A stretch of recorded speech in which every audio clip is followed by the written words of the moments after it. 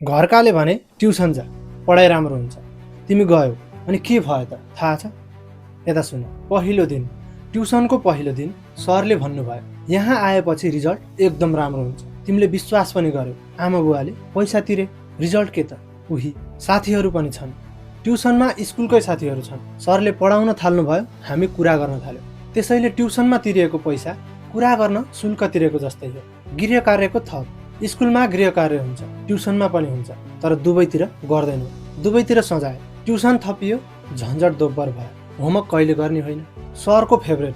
ट्युसनमा एउटा स्टुडेन्ट छ जो सधैँ अगाडि बस्छ, सधैँ जवाफ दिन्छ। सरको फेभरेट स्टुडेन्ट हो। त्यो स्टुडेन्टको नाम सरको आफ्नै छोरो। रिजल्टको सत्य। ट्युसन गएको 6 महिना भयो, रिजल्ट आयो। आमाले सोध्नु भयो, राम्रो भयो? तिमी भन्छौ ट्युसनको सर राम्रो पढाउनुहुन्छ। आमा अर्को ट्युसन खोज्नुहुन्छ।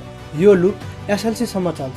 तर म पढेको ट्युसन त्यस्तो थिएन है। एकदम राम्रो पढाइ हुन्थ्यो। सर पनि मजाको हुनुहुन्थ्यो। म 2 वर्ष फेल भएर 2 चोटि मात्र गएको, त्यसपछि गएँ।